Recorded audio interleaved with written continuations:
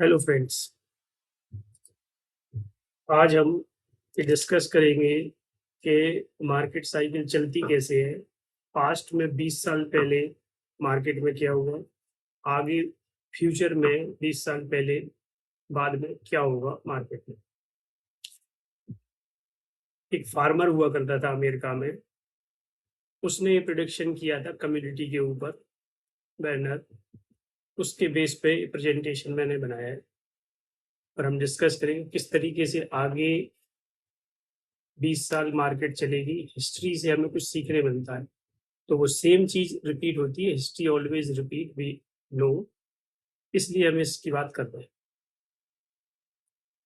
तो फार्मर जिसने प्रोडक्ट किया गवर्नर, वो क्या बोल रहा है कि अगर आप देखोगे पैनिक ईयर जो होती थी हुई है, वो उसने बताई कि इस समय पैनिक हुआ। तो 2008 में पैनिक हुआ, बात सही है। 2019 में पैनिक था, अगर आप सेल कर देते तो 2020 में आपका पैसा बच जाता। अब नेक्स्ट वो कह रहा है 2035 में ऐसी स्थिति आएगी जब आप अगर बेच दोगे तो आप फायदे में रहोगे। सेकंड चीज, अब वो क्या कह रहा है कि अगर आप 2007 में बेच देते तो आप 2008 के क्राइसिस से बच जाते। 2016 में बेच देते तो आप जो है, जो भी आगे फॉल आया उसके हिसाब से बच जाते। ये सारे प्रोडिक्शन उसने यूएस मार्केट के लिए किए। लेकिन अभी हम एग्जैक्ट जो है निफ्टी और सेंसेक्स पे समझेंगे कि ये एप्लीकेबल है या नहीं, क्योंकि कई जगह ऐसा देखने में आ रहा है कि ये चीजें एग्जैक्ट मैच नहीं हो रही यूएस इंडिया के लिए। ठीक है, जैसे अगर आप देखोगे तो 2016 में वो बोल रहा है सेल कर देना चाहिए आपको, लेकिन आपको सेल नहीं करना था 2016 में। 2017 में तो मार्केट जबरदस्त रिटर्न दिया। इसी तरह वो कह रहा है 2026 में सेल करना चाहिए, आगे जो है मार्केट गड़बड़ रहेगी। ये बात सही हो सकती है, मुझे भी लगता है कि कोई विशेष रिटर्न आने वाला नहीं है आगे 2-3 साल में। और 2029 में मार्केट गिरेगी और उसके बाद मार्केट में पैसा बनेगा। ठीक है ना। तो जो नेक्स्ट बुल मार्केट है वो ये कह रहा है कि 2023 में आएगी। तो ये बात बिल्कुल सही हो सकती है इस समय। लेकिन बाय करने का समय 2029 या 30 के आसपास ही होगा, और जबरदस्त पैसा जो बनेगा वो जो है 34 में बन सकता है, जैसा कि उसने भी बोला है। इस सेल का मतलब है कि वो उस समय बोल रहा है कि अब पीक बन गया, आप सेल कर दो। तो इसलिए ये चीज हो रही है, बात हो रही है। उसी चीज को सेंसेक्स जो उसने प्रिडिक्ट किया उसके बेस पे हम वो उसने यूएस के लिए प्रिडिक्ट किया, लेकिन मैंने इसे सेंसेक्स के तहज में रखा और सेंसेक्स से कंपैरिजन करके रखा। तो उसको कंपेयर करने के बाद अगर आप देखोगे तो किस तरीके से ये चीज चार्ट बन के आया। अगर किसी ने 2005 में खरीदा होता तो अच्छा खासा रिटर्न आया होता उसे 2007 में। तो ऐसा इसने प्रिडिक्ट किया है कि 2007 में बेचना चाहिए था, और 2008 में जो है बहुत बुरा समय आया, नीचे आ गया, लेकिन इस समय खरीदने का था। ये चीज इसने प्रिडिक्ट की है यूएस मार्केट के लिए, तो वो इंडियन मार्केट में भी सही निकली। इसके बाद जो है 2012 में उसने बोला है बाय करने का समय था, बिल्कुल सही बात है, ये ऊपर आया। और उसके बाद 2014 में मोदी गवर्नमेंट आई, फिर उसके बाद मार्केट ऊपर गई, 2017 तक अच्छा रिटर्न आया। 2017 के बाद 19 में इसने बोला है कि बेचना चाहिए था, बिल्कुल सत्य है। 19 में बेचा और उसके बाद जो है 20 में अच्छा खासा नीचे आया, कोई भी ले सकता था, पैसा बनता शानदार। इसके बाद यहाँ से मार्केट एकदम से ऊपर गई 2025-26 में उसने बोला सेल करने का। बिल्कुल सही था, अगर किसी ने 2025 के आसपास सेल किया होता तो अच्छा सेव कर लेता पैसा। अभी तो लेने का समय है। ठीक है, वही चीज इसने लिख के बोला है कि अगर आप देखोगे सेंसेक्स 2025-5 में 7,000 था, आज सेंसेक्स 10 टाइम्स 12 टाइम्स के करीबन रिटर्न दे रहा है। तो इससे ये समझ में आता है अगर लॉन्ग टर्म में आप इंडेक्स में भी पैसा लगा के रखते हो तो आपका बहुत अच्छा पैसा बनेगा। 10 से 15% इंडेक्स का रिटर्न हिस्ट्री बताती है आता है आराम से, 10 से 14% के आसपास आता है। टैक्स में काट दो तो मैं बोलता हूँ 12% के आसपास, 11-12% आप मान लो टैक्स काट के। तो लॉन्ग टर्म में इतना अच्छा रिटर्न आता है, फिर भी लोग मार्केट से डरते हैं। अगर लॉन्ग टर्म में शांति से इंडेक्स में भी बैठते हो, डर लगता है तो तब भी बहुत पैसा बनने वाला है। तो इसलिए ये चार्ट, ये चीज हमें ये सिखाती है कि 7,000 से ये आया। किसी ने गोल्ड लिया होता 2005 में, तो वो भी इतना ऊपर आया। तो हर एक चीज, चाहे प्रॉपर्टी, किसी भी चीज में आप लॉन्ग टर्म रहोगे तो पैसा बनता है। आप गोल्ड लेके कभी डेली चेक चेक करने जाते हो कि आज मैंने अंगूठी ली, रिंग ली, ये गोल्ड का कोई भी आइटम लिया, तो आप कभी उसकी रेट डेली चेक करने जाते हो? लेकिन ऐसा शेयर मार्केट में लोग नहीं करते। आज शेयर लेंगे, कल उसकी प्राइस देखेंगे, इसलिए पैसा नहीं बनता है शेयर में। अगर आप लॉन्ग टर्म में पैसा बनाना चाह रहे हो, तो जैसे 2000 7,000 का सेंसेक्स आज जो है 80-82 हजार रुपये पहुंच गया, तो आप समझ सकते हो कि 10-12x पैसा बढ़ गया। तो इसे जुए की तरह ना लें, इसे जो है इन्वेस्टमेंट की तरह लें। आप धीरे धीरे, स्लोली, हर महीने कुछ पैसा बचाएं, उसे मार्केट में लगाएं। इंडेक्स में लगाओ, आप तो निफ्टी में लगाओ, सेंसेक्स में लगाओ, कभी खत्म नहीं होना। शेयर इधर उधर हो सकता है, म्यूचुअल फंड इधर उधर हो सकता है, आपका रिटर्न बेकार जा सकता है, पैसा डूब सकता है। लेकिन अगर आप इंडेक्स में पैसा लगाओगे, कभी नहीं डूबेगा। ये खरा सोना है, ठीक है ना। और आज की डेट में तो खरा सोना एआई, डेटा सेंटर और क्रिप्टो है, तो ये भी ना भूलें आप, ठीक है ना। तो ये सारे रीजन रहे, उनकी वजह से चीजें ऊपर आई। नेक्स्ट चीज अब वो बोल रहा है कि 2026 में, मतलब उसका कहना ये है कि ये सही समय नहीं है, यहाँ पे निकल जाओ। लेकिन मेरा मानना ये है कि इंडिया में ऑलरेडी मार्केट में रिटर्न आया नहीं है, लेकिन यूएस मार्केट में रिटर्न आया है 2026 में, इसलिए उसकी बात उधर सही है यूएस के लिए, बट इंडिया के लिए सही नहीं है ये समय इंडिया में बाय करने का, ठीक है ना। उसके बाद वो बोल रहा है नेक्स्ट जो है बहुत जबरदस्त बुल मार्केट आएगी, वो आएगी 2032-33 में खरीदो, उसके बाद आएगी। लेकिन मुझे लगता है 2029 के आसपास क्रैश आएगा, और 2029 और 30 में जो खरीदेगा वो 2-3 साल में बहुत बड़ा पैसा बनाने वाला है, वही समय होगा। उसके बाद सेम चीज वो बोल रहा है 2039 में जबरदस्त आपका पैसा बनेगा। तो ये जो है ईयर्स उसने प्रिडिक्ट किए यूएस के लिए। इंडिया के लिए उस समय, जैसे अभी मैं 29 मुझे लग रहा है, तो हर 10 साल में इंडिया में 10 से 12 साल में एक बियर और बुल मार्केट आती है। तो 2000 में आई, 2008 में आई, 2008 के बाद 20 में आई, अभी जो है मुझे लगता है 29 और 30 के आसपास, 31 के आसपास, 1-2 साल आगे पीछे हो सकते हैं, वो आप प्रेडिक्ट नहीं कर सकते। लेकिन मेरा ऐसा मानना है 2028 में मार्केट में जो रहेगा वो मरेगा। तो 2028 के आसपास आपको कैश पे आ जाना चाहिए, एफडी में आना चाहिए, ये मेरा मानना है। सेम चीज को चार्ट पे दिखा रहे हैं कि 2026 में यूएस के लिए, लेकिन सेंसेक्स से कंपैरिजन करके मैंने वो चार्ट बनाया है। तो मुझे ऐसा लगता है कि आने वाले समय में इस तरीके से मार्केट रहेगी। तो 2026 में थोड़ी सी ऊपर जाएगी, फिर दोबारा से 28 के बाद नीचे आएगी, तो एक 29-30 में ऐसे ही नीचे रहेगी। फिर उसके बाद जबरदस्त पैसा बनेगा, और फिर जो है 34 के आसपास नीचे आएगी, फिर 35-36 में पैसा बनेगा, फिर 29-39 में पैसा बनेगा। तो इस तरीके से 2040 अच्छा खासा पैसा बनेगा, ये पीक होगा। तो ये साइकिल है, अगर इसे आप अच्छे से फॉलो करो इंडिया के लिए, तो अच्छा खासा पैसा बनाया जा सकता है। केवल जरूरत है पेशेंस की। Patience is the key to success in the share market. Patience to hold, courage to buy, vision to see. अगर आपके पास विजन नहीं है, तो विजन तो आपको इस वीडियो से मिल रहा है ना। अब अगर आपके पास विजन नहीं है, तो विजन तो आप किसी से ले सकते हो, लेकिन पेशेंस टू होल्ड आपके पास होना चाहिए, ये कोई नहीं दे सकता आपको। अगर आप सोच रहे हो कि पेशेंस टू होल्ड कोई आपको दे सकता है, तो कोई नहीं दे सकता आपको। पेशेंस रखना, पेशेंस कहाँ से आएगा, क्वेश्चन है यहाँ। पेशेंस आएगा नॉलेज से। अगर आपके पास नॉलेज है, तब आपके पास करेज आएगा। जब आपके पास करेज आएगा, तो आप उससे चीज को किसी हाई पोजीशन में खरीद पाओगे। तो पॉइंट अब दूसरा आता है यहाँ पे। जब आपके पास नॉलेज होगी, करेज होगा, और पेशेंस उससे आए, उन चीजों से आएगा, और विजन होगा, विजन टू सी। जब आपको दिख रही है चीज के, ये चीज ऐसा 20 साल बाद ऐसा होगा इंडियन मार्केट में, that is called vision to see, ठीक है ना। अब जब आपको विजन हो गया, विजन, उसके बाद नॉलेज होनी चाहिए कि ऐसा क्यों होगा, इंडिया ही क्यों ग्रो करेगा। तो वो चीज अगर आप समझोगे, तब आपके पास नॉलेज चाहिए उसके लिए। जब ये सारी चीजें आ जाएंगी, तब आपके पास, आपको पेशेंस टू होल्ड चाहिए। और अगर आप एक बड़ी क्वांटिटी आपको खरीदना है, एक बात हमेशा ध्यान रखना, बड़ा पैसा बनाने के लिए बड़ी पोजीशन लेनी होती है।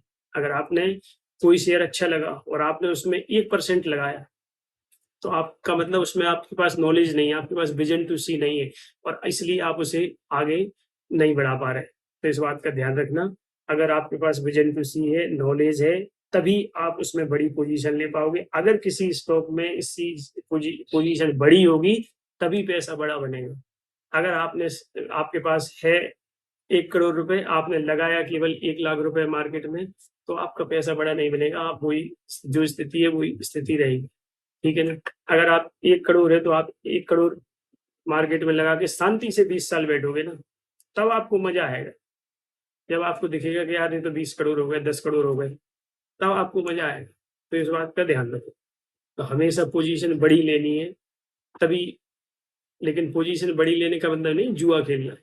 लॉन्ग टर्म सोचना है, नॉलेज लेनी है, पेशेंस रखना है, तभी पैसा बनेगा, ठीक है ना। तो 2005 में क्या हुआ, 2008 में ग्लोबल क्राइसिस आया, फिर उसके बाद जो भी इवेंट्स हुए वो इवेंट इसमें मैंने बताए। आगे ये पोजीशंस हो सकती है कि इस समय आप जैसे मैंने बताया 29-30 के आसपास खरीदोगे तो आराम से 32-33 2033 के आसपास आपका शानदार रिटर्न आएगा। उसके बाद जब ऊपर आ जाए तो हमेशा ध्यान रखो, दुख के बाद सुख और सुख के बाद दुख आना है, ये बात पक्की है। तो जब ये बात पक्की है तो फिर दुख किस बात का लेना है। तो आप समझ लो अभी दुख चल रहा है जैसे मार्केट में, तो प्रेशर लेने की, टेंशन लेने की जरूरत नहीं है। ये समय है जब चीजों को समझो अच्छे से और पोजीशन लो और उसके बाद आगे बढ़ो। जब चीज बढ़ने लगेगी, चलती हुई ट्रेन में अगर चढ़ोगे आप, तो फिर तो आप गिरने वाले हो ना, आपको परेशानी हो जाएगी, टूट जाओगे। अगर बाई चांस चढ़ गए और नहीं गिरे तो पहुंच जाओगे डेस्टिनेशन, तो रिस्क हाई है ना। इसलिए अगर पेशेंस से धीरे से खड़ी हुई ट्रेन में बैठो, आराम से सीट लो और फिर जब वो पूरी जर्नी तय कर लेती है, फिर उसके बाद आप उतरो ना। कहाँ प्रॉब्लम है, जल्दबाजी क्यों करते हो। तो ये सारी चीजें हैं, अगर समझेगा कोई तो ज्यादा पैसा बनाएगा। चलो आगे डिस्कस करते हैं। पास्ट 20 साल में क्या हुआ। 2007 में बुल मार्केट का पीक बना, बिल्कुल सही है। ग्लोबल क्राइसिस हुआ, बिल्कुल सही है। फिर उसके बाद रिकवरी आई, ग्रोथ हुआ, यूरो क्राइसिस हुआ और मोदी जी आ गए 2014 में। फिर उसके बाद जो है स्ट्रॉन्ग रैली वहां से शुरू हुई। 2017 में 16 में डिमोनेटाइजेशन हुआ, जीएसटी हुई, उसकी वजह से बुल मार्केट। पर कोरोना आ गया, कोरोना के बाद लिक्विडिटी पंप हुई। एक बात हमेशा ध्यान रखना है यहाँ पर, मार्केट केवल और केवल लिक्विडिटी से चलता है। अगर मार्केट में लिक्विडिटी नहीं है तो नहीं चलेगा। आज की डेट में मार्केट क्यों नहीं चल रहा, क्योंकि हर जगह पैसा खिंच रहा है, लड़ाई चल रही है। तो लड़ाई चल रही है तो लोगों का पैसा, सारी कंट्रियां पैसा वहां यूज कर रही है, इस वजह से मार्केट गिर रही है, ठीक है। रुपी डेप्रिशिएट हो रहा है, क्रूड ऑयल बढ़ रहा है, ये सारी चीजें इंडिया के लिए खतरनाक है। ये सारी चीजें खतरनाक है, इसलिए 1-2 साल की विजिबिलिटी थोड़ी कमजोर है, सिचुएशन सब जगह खराब है और इंटरेस्ट रेट इसमें ऊपर जाने के चांस है, नीचे जाने के नहीं। तो ये सब कारण है मार्केट का ना चलने का। अब आप देखो कि जापान में पहले 0 इंटरेस्ट रेट होती थी, आज की डेट में वो 4 के आसपास आ गई। तो जैसे जैसे अगर जापान की इंटरेस्ट रेट बढ़ेगी तो एक ग्लोबल क्राइसिस की तरफ बढ़ रहा है अब, ठीक है। तो वो ग्लोबल क्राइसिस मुझे लगता है 2028 के बाद 29 के आसपास होगा। तो वो चीज ध्यान रखना है। इसलिए अभी बहुत ज्यादा पैसा मार्केट में लगाने की जरूरत नहीं है, धीरे धीरे लगाना है, स्लो लगानी है, क्योंकि कभी भी कुछ भी हो सकता है। ये सिचुएशन अभी सही नहीं है, ठीक है ना। अब जो है नेक्स्ट फ्यूचर 20 ईयर्स में क्या होगा, अब वो चीज समझनी है। तो अगर आप देखोगे तो मुझे लगता है कि 2027 में बुल मार्केट शुरू होगा। अब बुल मार्केट शुरू कैसे होती है, कम कॉर्पोरेट अर्निंग आनी चाहिए। कॉर्पोरेट अर्निंग कहाँ से आएगी, मार्केट में डिमांड बढ़नी चाहिए। मार्केट में डिमांड कैसे बढ़ रही है, अगर आप देखोगे ईवी की गवर्नमेंट ने पॉलिसी बना दी कि ईवी जो है चलेगा और पेट्रोल की टू व्हीलर्स दिल्ली में ऐसी पॉलिसी बनाएगी, आगे से रजिस्ट्रेशन नहीं होगा 1 साल बाद, जो भी है पॉलिसी। तो इससे डिमांड ईवी की टू व्हीलर की बढ़ेगी, तो ईवी की जो टू व्हीलर की कंपनियां हैं उनको प्रॉफिट होगा। तो एथर मुझे एक उसमें बहुत अच्छा कैंडिडेट लगता है। अब अगर आप देखोगे दूसरा चीज क्या है, क्रूड ऑयल बढ़ रहा है। अब क्रूड ऑयल बढ़ रहा है तो आप कैसे पैसा कमाओगे क्रूड ऑयल बढ़ने से। क्रूड ऑयल बढ़ने से जहां वो ट्रेड होता है एमसीएक्स, गोल्ड सिल्वर, कहाँ से ट्रेड होते हैं, एमसीएक्स में होते हैं। तो आपको जो है क्रूड ऑयल अगर ट्रेड करने की पोजीशन लेनी तो इनडायरेक्टली आपको एमसीएक्स एक्सचेंज का शेयर लेना चाहिए जो कि आगे ग्रोथ करेगा। ये चीज़ है। आप गोल्ड का ईटीएफ ले लो, सिल्वर का ईटीएफ ले लो, लेकिन ये सारी चीज़ें लॉन्ग टर्म के लिए, अगर आप शॉर्ट टर्म के लिए लोगे फँस जाओगे और आपका पैसा डूब जाए। कभी भी गैम्बलिंग नहीं करनी है, जल्दबाजी के लिए पैसा नहीं लगाना है। कम से कम 2-5 साल का विज़न रखोगे, बहुत शानदार पैसा बनेगा। ठीक है ना? तो उसके बाद जब इतना सब कुछ क्राइसिस और ये सब लड़ाई झगड़े चल रही है, तो उसके बाद भैया इंफ्रास्ट्रक्चर बूम करेगा। तो इसलिए जो है 2000 जब क्राइसिस होने के बाद इंफ्रास्ट्रक्चर बूम करेगा, तो इंफ्रास्ट्रक्चर की कंपनियां बढ़ेंगी, तो उन पर ध्यान देने की जरूरत है। टेक और आईटी में ग्रोथ होगी, क्योंकि सब कुछ खत्म हो रहा है, जैसे लड़ाई झगड़े चल रहे हैं, चीजें खत्म होंगी तो दोबारा से रीबिल्ड होंगी। ठीक है ना? फिर उसके बाद जब चीजें बढ़ जाएंगी तो फिर करेक्शन आएगा, फिर दोबारा से 2035 में बुल मार्केट आने के चांसेस है, फिर दोबारा से वही ग्लोबल क्राइसिस, बाउंस बैक। अब बात आती है कि ये सारे क्राइसिस आते क्यों हैं और कैसे बबल बनता है। हर एक चीज का बबल फाइनेंस से रिलेटेड है। अगर आप देखोगे, सारे बैंक एकदम से पैसा बांटना शुरू कर देते हैं, लोन दे रहे हैं धड़ाधड़ धड़ाधड़, ये लोन वो लोन, दुनिया भर का बिना कोई कागज के सब लोन बंटना शुरू हो जाते हैं। उस समय होता है और एनपीए बढ़ना शुरू हो जाते हैं। आप समझ लीजिए कि वो डेट कटिंग साइकिल आ रही है, that is called debt cutting cycle. जिस तरीके से डेट बढ़ता जा रहा है सिस्टम में, एक लिमिट होती है, उसके बाद हर 10 साल बाद डेट कटिंग साइकिल आती है। उसमें क्या होता है, जो डेट बहुत ज्यादा खड़ा हो गया है, एनपीए खड़े हो गए, बैंकों को लॉस हो रहा है, वो सब एकदम से कट करना शुरू होता है और उसकी वजह से मार्केट एकदम धम से गदना होती है। ये एक फाइनेंस की तरफ से एक रीजन है। बाकी और रीजन बन जाते हैं, जैसे कि अभी बार हो रहा है, इसके वजह से मार्केट गिर सकती है। कोरोना आया, उसकी वजह से मार्केट गिर सकती है। लेकिन अल्टीमेटली जैसे कोरोना आया, तो आप क्या लोन डिफॉल्ट करना गए ना, तो वो फिर लोन डिफॉल्ट करने का, तो जितने भी लोन थे उन सबको एनपीए घोषित करके, that is called debt cutting cycle. तो वो जो लोन लिया और उसके एनपीए बने। अब एनपीए का मतलब क्या है, वो तो खत्म है कहानी, तो बैंक तो उसे क्रॉस मार देता है, that is called debt cutting cycle. तो अल्टीमेटली वही आती है। जब वो आ गई, उसके बाद क्या होता है, पैसा प्रिंट करना गवर्नमेंट शुरू करती है। जब पैसा प्रिंट करना गवर्नमेंट शुरू करती है, उसके बाद मार्केट में लिक्विडिटी आती है, और जैसे ही मार्केट में लिक्विडिटी आती है, रेट कट शुरू होता है, बुल मार्केट शुरू हो जाती है। तो ये सब चीजें नॉर्मल है, लेकिन रीजन हमेशा कुछ डिफरेंट मिलेगा जो मार्केट को नहीं मालूम होगा। अगर आप हमेशा सेम रीजन लेके आओगे, कभी भी मार्केट चलने वाली नहीं है, डिफरेंट रीजन होगा हमेशा। तो अगर आप देखोगे, हमेशा पैसा बनता है मार्केट में, वो आगे भी बनेगा। केवल और केवल आपको पेशेंस से यहाँ पे बैठने की आवश्यकता है। ठीक है ना? आगे मैं आपको बताऊंगा किस तरीके से आप, अगर मार्केट में कंटिन्यूस 10-20 साल भी रुकते हो और आप निफ्टी जितना भी 10 से 12% रिटर्न बनाते हो, तो बड़े आराम से आप 2-3 करोड़ रुपए बना सकते हो, बहुत छोटा सा अमाउंट लगा के। मैं आपको कैलकुलेशन के बताऊंगा। उस कैलकुलेशन में पूरी डिटेल होगी कि आप किस तरीके से पैसा बनाओगे। नेक्स्ट 20 ईयर में 11-12% में ही आपके 2-3 करोड़ रुपए बड़े आराम से बनेंगे। ठीक है ना? तो अभी आप देखोगे, सबसे पहला पॉइंट आता है इसमें कि निफ्टी कब इंडेक्स खरीदें। अब बात ये हो रही, जैसे मैंने कहा 11-12% की आप रिटर्न ले लो, लेकिन 11-12% रिटर्न लेना है अगर 20 साल में, तो वो सेफ तरीका क्या है? तो वो सेफ तरीका है निफ्टी में आप डायरेक्ट लगाओ।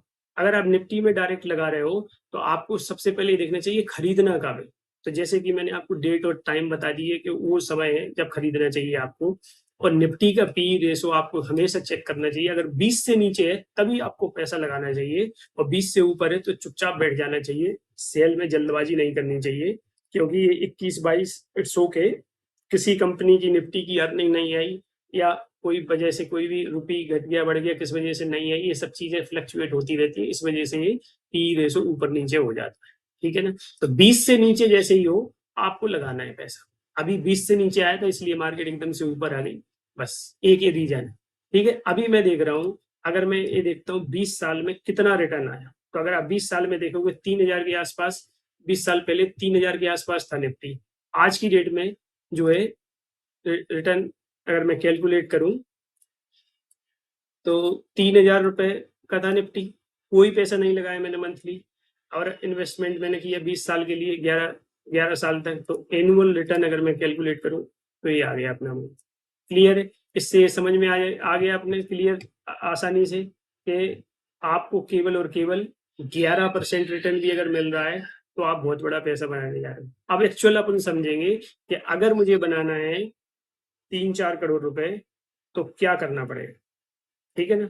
तो अगर मैं बोलता हूं कि मुझे 20 साल बाद 2 करोड़ रुपए चाहिए और मेरा पैसा जो भी मैं लगा रहा हूँ मार्केट में वो सेफ तरीके से होना चाहिए, तो आप देखोगे केवल और केवल आपको 25,000 रुपए महीने के लगाने हैं और 20 साल तक ऐसा करना है, तो 11% का रिटर्न आएगा, तो आपके पास 2 करोड़ रुपए होंगे। ये जितने भी इंश्योरेंस देते हैं, जितने भी मेडिकल इंश्योरेंस, जितनी भी पॉलिसियां चलती हैं ना, वो सब में केवल 4 से 5% रिटर्न आता है। सब बेवकूफ बनाते हैं। मेरा तो मानना है पॉलिसियों में कोई भी दम नहीं है। आपको ये जरूर समझना चाहिए इस बात को कि 4 से 5% रिटर्न आता है और यहाँ पे जो है 11% रिटर्न आ रहा है और आपका 2 करोड़ के आसपास आराम से 20 साल में रिटर्न बनेगा। तो ये तरीका है। अब बात आती है कि मैं कैसे बोल रहा हूँ कि 11% ही रिटर्न आएगा, ज्यादा भी आ सकता है, कम भी आ सकता है। तो ये मैं नहीं बोल रहा, ये हिस्ट्री बोल रही है। लास्ट 20 साल में निफ्टी का जो रिटर्न आया है 12 से 14% एनुअलाइज रिटर्न है, ठीक है ना? अगर मैं टैक्स मैक्स सब काट दूं इसमें से तो मेरा मानना है 12 के आसपास आएगा। मैंने तो 11 ही लिया है, और अगर आपने 12 ले लिया तो अब तो आपका पैसा और भी ज्यादा बनेगा, ठीक है ना? अगर आपने 12 ले लिया तो आपका तो बल्ले बल्ले हो गई, ठीक है ना? और अगर 15 ले लिया, जो कि आता है, अगर बुल मार्केट में आपने सही पीक पे बेच दिया ना, तो 15% में तो 3.5 करोड़ रुपए बनेंगे। टैक्स काट के 3 करोड़ तो कहीं नहीं गए। तो आप 20 साल में 3 करोड़ रुपए बना सकते हो चुपचाप, 20,000 रुपए मंथली लगा कर भी। तो कितना बड़ा अमाउंट है, सोचो। अगर आपको मेरी बात और मेरा वीडियो सही लगा हो तो मेरे लाइक करें, सब्सक्राइब करें, लोगों को शेयर करें, कमेंट करें। Thank you so much. Market से डरे ना, हैप्पी इन्वेस्टिंग यही जगह है जहां आप एक बड़ा पैसा बना सकते हो, साइलेंट तरीके से बना सकते हो। कंपाउंडिंग एक बहुत बड़ी चीज है। अगर आप कंपाउंडिंग को देख के चलोगे ना तो बहुत बड़ी चीज है। आपको लगता है कि मैं 25,000 रुपए, अरे 25,000 कुछ नहीं है आज की डेट में। आप इधर उधर घूमने जाते हो तुरंत खर्च हो जाता है।